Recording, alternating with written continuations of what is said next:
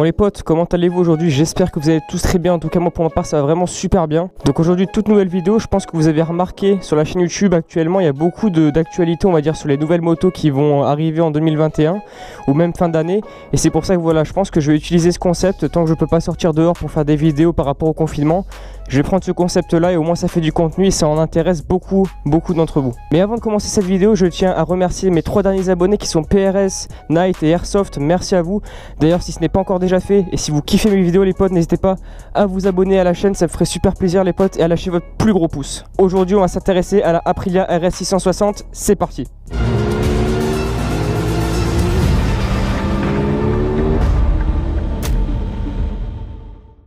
Donc commençons par le design.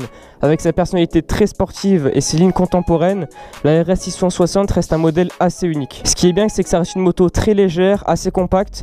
Je rappelle qu'elle fait 183 kg tout plein fait et 169 kg à sec. Tout ça offre une super bonne stabilité à haute vitesse avec la moto et une expérience de conduite vraiment superbe. Vous pourrez retrouver cette RS en 3 coloris. Donc il y a le Acid Gold, Apex Black et Lava Red. Mais voilà, le Acid Gold je le trouve vraiment magnifique. C'est celui qui se démarque le plus pour moi. Il passe juste derrière moi d'ailleurs actuellement.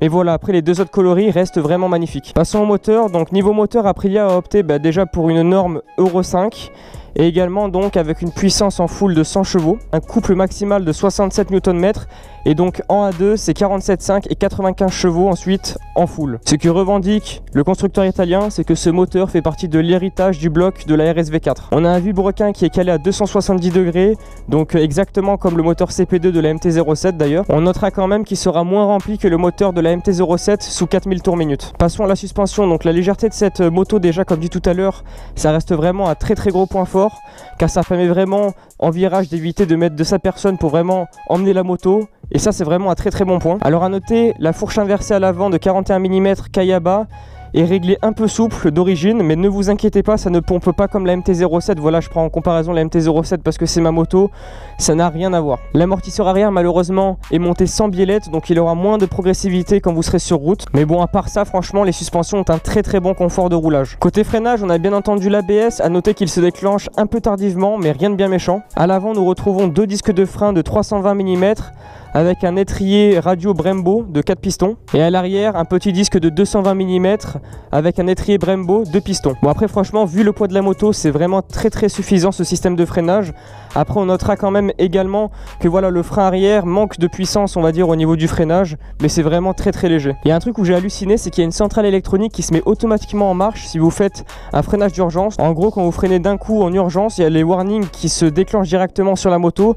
Et j'ai trouvé ça vraiment bien, ça reste vraiment une sécurité en plus, ça c'est vraiment cool. Côté position, c'est une moto qui reste vraiment basse, voilà. Elle a une hauteur de selle de 820 mm, donc vraiment les gabarits, les personnes qui font 1,70 m, ça pourra le faire largement. La position est intermédiaire, elle est entre la sportive et le roadster, parce que grâce au demi-guidon qui a été placé légèrement plus haut, ça permet vraiment d'avoir une position plus à l'aise, plus confortable et ne pas être trop penché vers l'avant. Côté compteur, cette nouvelle Aprilia embarque vraiment un compteur magnifique, très lumineux et très bien détaillé en TFT. Il y a 5 modes de conduite sur cette moto et ça c'est vraiment bien. Vous avez le mode dynamique qui reste pour des conduites sportives basiques, le mode commute qui est plus basé on va dire sur la conduite quotidienne, l'individuel qui permet de paramétrer chaque assistance à sa guise, le mode challenge, ce qui permet vraiment d'offrir on va dire les plus grosses perfs de votre machine, et le mode time attack, là c'est vraiment le dernier mode et c'est vraiment le mode en fait qui emmène la moto dans ses plus gros retranchements on va dire. Sans oublier le contour, la jauge de température extérieure, la jauge de température du moteur, la jauge à essence, la consommation instantanée et moyenne, l'heure, les trips.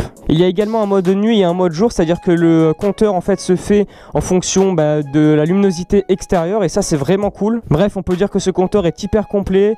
Il a été super bien travaillé, il fait vraiment très professionnel. Niveau éclairage, vous avez un triple phare avant full LED qui se règle automatiquement avec la luminosité extérieure au niveau des feux de croisement. Les clignotants sont intégrés dans les feux et ça franchement c'est cool, ça évite voilà qu'on ait des petits clignotants qui sortent de la moto. Vous ne serez pas déçus, c'est vraiment du très haut level, c'est une moto qui a vraiment un éclairage de dingue. Cette RS a vraiment une variété de technologies mais vraiment multiples. Elle reprend on va dire environ le même package d'assistance que ses grandes sœurs. On a le traction control, l'anti-wheeling, la gestion du frein moteur, le régulateur de vitesse, et à tout cela vient s'ajouter, et ça va en ravir vraiment beaucoup plus d'un en série en plus, un petit shifter up and down. Ça c'est vraiment top.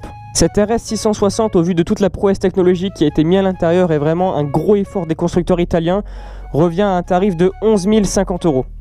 Oui, vous avez bien entendu, ça dépasse la barre symbolique des 10 000 € malheureusement. On sait tous que ce constructeur italien veut vraiment être toujours à la pointe de la technologie et là vous serez servi. Malheureusement voilà, les derniers ajustements technologiques mis sur cette moto ont fait grimper le tarif. Bon après quand on regarde chez la concurrence, par exemple chez Kawa, la ZX6R qui est à 11 700 € et la R6 de chez Yamaha qui est à 14 000 €, on peut peut-être dire qu'elle est quand même dans les prix mais bon ça reste vraiment pas la même puissance. Voilà, maintenant est-ce qu'un jeune conducteur sera prêt à mettre 11 000 € dans une moto en A2? Moi franchement personnellement je ne le ferai pas parce que c'est quand même un budget vraiment très haut, mais ça reste une moto qui envoie en termes de gueule esthétique, elle est vraiment magnifique. Donc voilà tout ce que je pouvais vous dire sur cette nouvelle RS 660 de chez Aprilia.